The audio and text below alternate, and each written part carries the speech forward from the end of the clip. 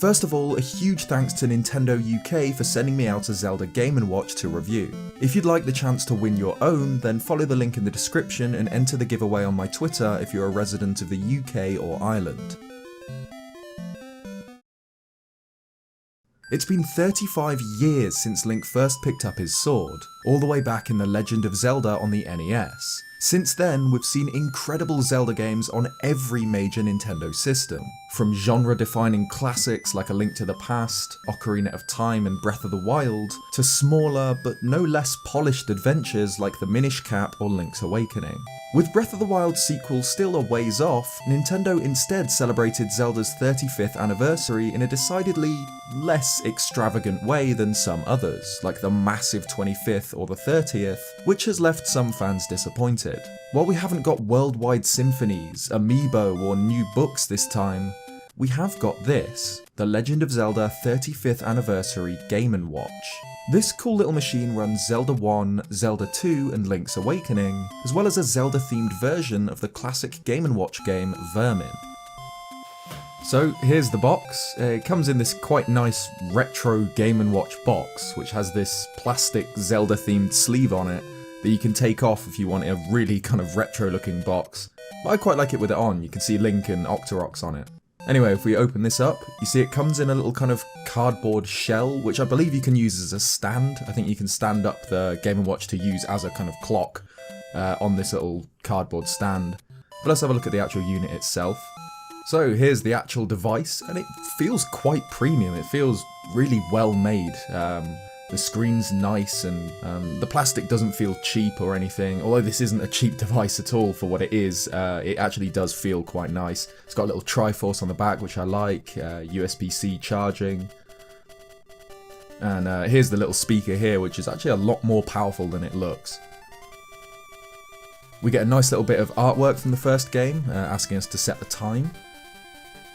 And here's the actual clock face, so it seems at 12, Link goes and gets his sword from the old man. So basically what's going on depends on the time of day, so right now it's 11:11, so here we are, we're bombing a wall.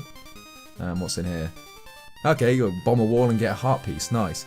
But depending on the time, different things will happen. Here it is when the clock switches over to 1:30, he'll wander off and find a dungeon and you get to see him complete it over the next kind of half an hour or an hour or whatever, which is really cool. And I also noticed if you hold the A button for 5 seconds when you're on the clock face, it'll stop the kind of ticking noise that you usually get and just introduce the game's sound, after playing the classic secret sound, which is really cool. Obviously, it's a Game & Watch, an homage to some of Nintendo's earliest game consoles, which were some of the company's earliest successes. The original series of Game & Watches were released in the early 1980s and made use of LCD screens to not only tell the time, but to each play a single video game. There were a ton of different games: Ball, Vermin, Fire, Judge, and later games like Donkey Kong or Mario Bros. As an homage to the original Game & Watch systems, this new Zelda Game & Watch works great. My dad has a few of the original Game & Watches, and this new device feels very similar. It's around the same size, it feels like a retro system, but obviously just has the advantage of a bright colour screen and 3 solid early Zelda titles. So obviously in terms of games, you have Zelda 1, Zelda 2, Link's Awakening and Vermin. And what's cool is you can choose either the English or the Japanese versions of these games.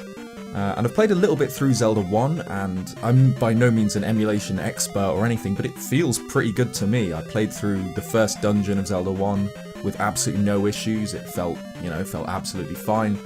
The D-pad and the buttons work great. The A and B buttons are a little bit soft. They're kind of rubbery rather than hard plastic, but I suppose that's to emulate the look and feel of the original Game & Watch, and it feels fine. It works and it plays well.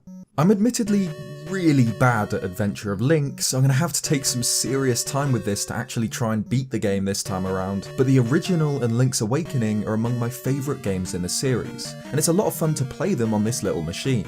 The Zelda-skinned Vermin is, well, it's Vermin, it's just like the original. a multi-screen Zelda Game & Watch released in 1989, not too long after the release of Adventure of Link, which the game is heavily based on. It's a unique Zelda game, where 8 dragons kidnap Zelda, and Link must piece together the Triforce to free her. Link fights through dungeons on the lower screen, battling enemies like goblins and Stalfos, until eventually he defeats the dragons and rescues the princess. It is a shame we didn't get a version of the actual Zelda Game & Watch adventure on this device. It's a weird, almost forgotten part of Zelda history, and it would have been nice to have here, though perhaps a little complicated because of this only having the one screen. Overall, if you're wanting a cool, retro device that plays some of the earliest games in the series, give the Zelda Game & Watch a shot. It is a bit expensive for what it is, selling over here in the UK for just under £45, but it's an interesting way to celebrate the series' roots, just like the Mario Game & Watch last year. While £45 or $50 isn't a small amount to spend on a console with 4 games on it, that does buy you a really well-made device with a great screen that's packed full of little secrets. Ultimately, if you can spare the money, then I'd say it's a great Zelda collectible, but if not, then there are far cheaper ways to play the classic games it includes. Thanks for watching this video. Again, huge thank you to Nintendo UK for sending me out one of these, and if you'd like to win your own, follow the link in the description and enter the giveaway on my Twitter, although that's only open to people in the UK and Ireland. If you like this video, leave a like and subscribe if you haven't already for more Zelda content. I'll have a more regular video for you up tomorrow. Cheers guys, and I'll see you next time.